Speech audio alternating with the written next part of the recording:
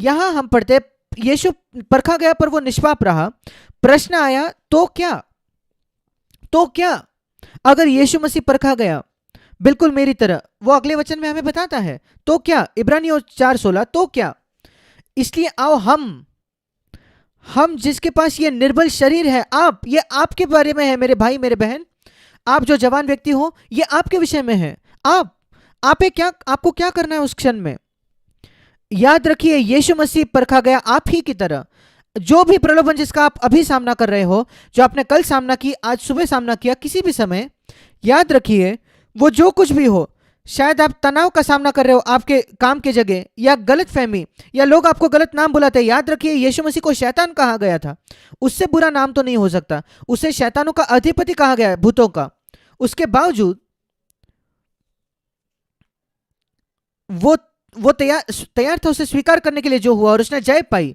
और यहां लिखा है 16वां वचन, इब्रानियों 4:16, उस वचन को देखिए आपके बाइबल में, इब्रानियों 4:16।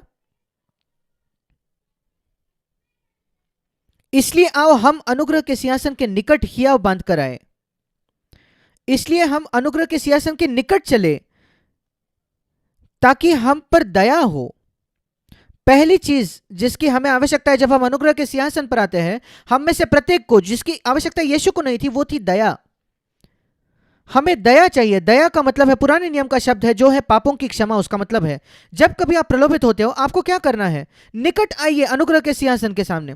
ये मत सोचिए कि नहीं मैं अब परमेश्वर के पास नहीं आ सकता क्योंकि मैं प्रलोभित हो रहा हूं। नहीं, वही तो समय है जब आपकी आवश्यकता है निकट आने की,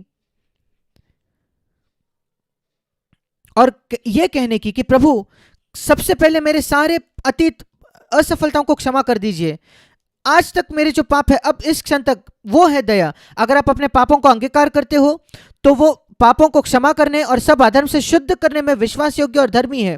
यीशु का लहू आपको सबसे शुद्ध करता है। अगर आप विश्वास नहीं करते कि परमेश्वर ने आपको क्षमा किया तो आप आगे नहीं जा सकते, क्योंकि पीछे का अपराधी होने की जो भावना है वो आपके आत्मिक बढ़ोतरी की बाधा लाएगा। आपको सुनिश्चित होने की जरूरत है कि आपके पापों के लिए मसीह मरा उस क्रूस पर। केवल पवित्र आत्मा आपको आश्वासित कर सकता है इस विषय में। मैंने बाइबल में पहले मैंने इसे पढ़ा और मैंने उस पर विश्वास किया 63 वर्षों पहले, और मैंने कभी उस पर शक नहीं किया है। परमेश्वर मेरे पापों के लिए मरा, और मैंने इस पर भी विश्वास किया जो इब्रानियों 8:12 में लिखा है। बाइबल परमेश्वर कहता है कि मैं तुम्हारे पापों को फिर स्मरण न करूंगा, मेरे पाप मिटा दिए गए हैं। आइए हम वहां मुड़ेंगे एक क्षण के लिए। इब्रानियों 8वां अध्याय, ये एक महान वचन है जो आप सबको याद रखना है, बहुत बहुत महत्वपूर्ण वचन। यही मतलब है परमेश्वर की दया को जानना। इब्रानियों 8:12, परमेश्वर कहता है कि मैं दयावंत होऊंगा। वही वचन, वही शब्द है जो हमने इब्रानियों 4 में देखा। मैं दयावंत होऊंगा उनके अधर्म के विषय में, और उनके पापों को मैं फिर स्मरण या याद न करूंगा। यह वायदा है परमेश्वर की ओर से कि अगर आपने पापों को मान लिया, अंगीकार किया है, आप शायद याद रखते हो क्योंकि वो हमारे याददाश्त में, हम उससे बच नहीं सकते।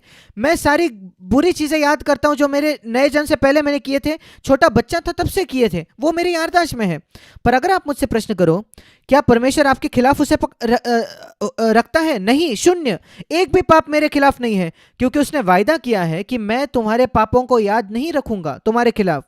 क्या आप जानते हो क्या ही अद्भुत सांत्वन मुझे मिला 60 वर्षों पहले मेरे हृदय को, 60 वर्षों पहले, जो बहुत मजबूती से मेरे हृदय में आया। परमेश्वर मेरे पापों को, मेरे गलतियों को, जो मूर्ख चीजें जो मैंने की है उसे याद नहीं रखेगा, वो जो कुछ भी थे। और मैं आपको बताना चाहता हूं मेरे प्रिय भाई बहन, जवान भाई जवान बहन, कृपया इसे याद रखिए। वो है परमेश्वर का वचन। आपके भावनाओं पर विश्वास नहीं कीजिए। जो झूठ शैतान आपको बताता है उस पर विश्वास न रखें। शैतान को बताइए, क्या आपको याद है जो शैतान ने कहा जब यीशु को प्रलोभित किया? 3 परीक्षाएं हम पढ़ते हैं मत्ती 4 अध्याय में। हमेशा यीशु मसीह ने कहा लिखा है, लिखा है, लिखा है। यीशु ने ऐसे ही जयवंत हुआ, आप उससे बेहतर तरीके से जयवंत नहीं हो सकते। वही मैं कहता हूं, जब शैतान मुझे याद दिलाता है, प्रलोभित करता है, जब लिखा है कि परमेश्वर मेरे पाप याद न करेगा। परमेश्वर का एक जन था जिसके विषय में मैंने एक सुना, जो बहुत निराश हो गया था। परमेश्वर ने बहुत इस्तेमाल किया था उसका, वो निराश हो गया था क्योंकि शैतान उसे सता रहा था, उसे याद दिला रहा था उसके सारे बीते हुए असफलताओं के बारे में। इस उम्र में तुमने ये किया, उस उम्र में वो किया, वो किया। उसने सुना और फिर शैतान से कहा, केवल इतना नहीं शैतान, मैंने इससे भी ज्यादा किया है, उस सूची को पूरा कर दे। और फिर उस सूची पर लिख दे, मसीह यीशु के लहू ने मुझे सारे पापों से शुद्ध किया है, और वो स्वतंत्र हो गया।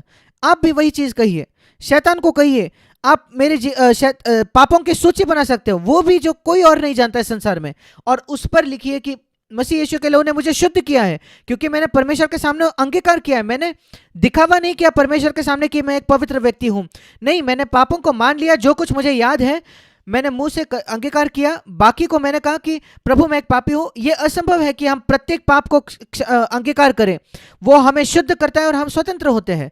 फिर हम लौटेंगे इब्रानियों 4:16 में, क्योंकि यीशु हमारी तरफ परखा गया, आइए हम उसके निकट आए हियाव के साथ, हिम्मत के साथ, भरोसे के साथ। यह बहुत बहुत महत्वपूर्ण है। शैतान हमेशा आपको परमेश्वर के सामने डरपोक बनाएगा, क्योंकि आपने पाप किया। मैं जानता था, मैं परमेश्वर के सामने ऐसा आता था, हे परमेश्वर मैं तेरे सामने नहीं आ सकता। क्या आप विश्वास करते हो कि तुम्हारा अतीत मिटा दिया गया है?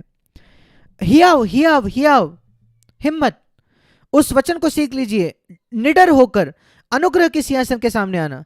वो न्यायासन नहीं है, एक दिन न्यायासन होगा जब मसीह वापस आएगा। आज वो आपको न्योता दे रहा है सिंहासन, अनुग्रह के सिंहासन के सामने, और वो कहता है जब आप वहां आओगे उस दया को स्वीकार कीजिए जो परमेश्वर आपको दे रहा है। क्या आप जानते हो, जब लिखा है बाइबल में अनुग्रह के द्वारा विश्वास ही से तुम्हारा उद्धार हुआ है, इफिसियों की पत्री 2 अध्याय में 8वें वचन में, विश्वास के द्वारा अनुग्रह ही से तुम्हारा उद्धार होता है। क्या मैं आपको बताता हूं इसका मतलब क्या है। यहां परमेश्वर का हाथ जो नीचे आते हुए है वो है अनुग्रह, स्वर्ग से नीचे आता है। मेरा हाथ है विश्वास, वो लेना जो परमेश्वर दे रहा है। क्या आप समझ रहे हो? अनुग्रह से, विश्वास के द्वारा मेरा उद्धार होता है। सिर्फ अनुग्रह है तो मेरा उद्धार नहीं होता, सिर्फ विश्वास से मेरा उद्धार नहीं होता। अनुग्रह से परमेश्वर अनुग्रह देता है, मुझे विश्वास से उसे लेना है, फिर मेरा उद्धार होता है। वो है इफिसियों 2:8। और यहां भी आइए हम हियाव से अनुग्रह के सिंहासन के सामने आए, वो है परमेश्वर का सिंहासन, और आप उसे स्वीकार करते हो। केवल उसे देकर उसकी सराहना ना करें, आप उससे कुछ नहीं पाओगे परमेश्वर की दया की सराहना करके। स्वीकार कीजिए, कहिए धन्यवाद प्रभु, दया वो है पहली चीज जो आपकी आवश्यकता है। सुनिश्चित रहिए कि आपका अतीत मिटा दिया गया। और मैं चाहता हूं आप प्रत्येक जन जिसने अपना जीवन मसीह को दिया है कि आप उस दया को इसी क्षण स्वीकार करें, और आपका पूरा अतीत जो है इस क्षण तक आपका जीवन बदल जाने वाला है। इस ग्लोबल जूम सभा के बाद मैं आपको आश्वासन देना चाहता हूं, अगर आप मेरा वचन गंभीरता से लो, परमेश्वर के वचन को गंभीरता से लो तो, और एक बार आप दया को स्वीकार करते हो, वहां ठहर ना जाइए। एक और चीज है जो परमेश्वर आपको देना चाहता है, दया है आपके अतीत से निपटने के लिए। अब हमें अनुग्रह चाहिए हमारे भविष्य के लिए। हमें दया भविष्य में भी लगेगी, क्योंकि हम कभी ना कभी फिसल सकते हैं, और हम तब तक फिसलेंगे जब तक यीशु आएगा।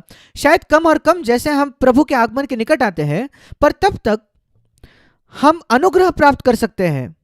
अनुग्रह भी दे रहा है परमेश्वर हमें, और हमें उसे लेना है। हम अनुग्रह प्राप्त करते हैं, जब हम अनुग्रह के सिंहासन के पास आते हो हमें क्या मिलता है? बहुतायत से अनुग्रह। क्या आप जानते हो कितना अनुग्रह? मेरा अनुग्रह तुम्हारे लिए पर्याप्त या काफी है, प्रभु कहता है। और यह अनुग्रह क्या करता है? अनुग्रह की परिभाषा क्या है इस संदर्भ में? अनुग्रह एक बहुत ही बड़ा शब्द है जो कई चीजों का अर्थ है उसमें। जैसे मैं परमेश्वर का वचन प्रचार कर रहा हूं अब आपको, मुझे अनुग्रह की आवश्यकता है।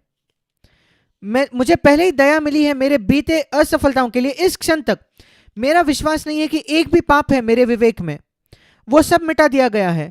मेरा विश्वास नहीं है कि परमेश्वर एक भी चीज मेरे खिलाफ रखता है मेरे अतीत में से इस क्षण तक, पर वो पर्याप्त नहीं है। आपसे प्रचार करने के लिए परमेश्वर के वचन को मुझे आकर अनुग्रह पाना है।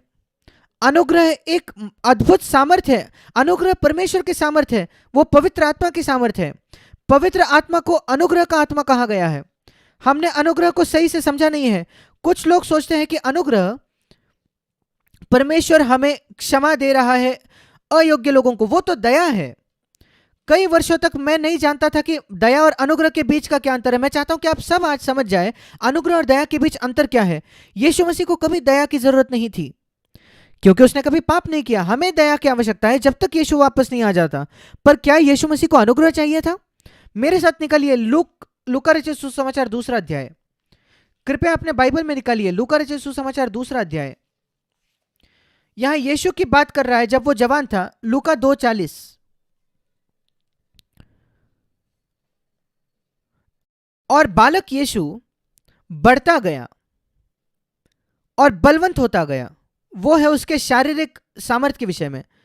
वो एक छोटा बच्चा था, उसका तभी मंदिर में समर्पण हुआ था और वो नासरत में लौट आए। उसके बाद उसके माता पिता मरियम ने उसको नासरत में वो ले आई और वहां वो बढ़ते गया, शारीरिक तौर पर बलवंत हुआ और मानसिक तौर पर वो बुद्धि में बढ़ता गया और उसकी आत्मा में उसने अनुग्रह पाया गया। यह है आत्मा, प्राण और शरीर।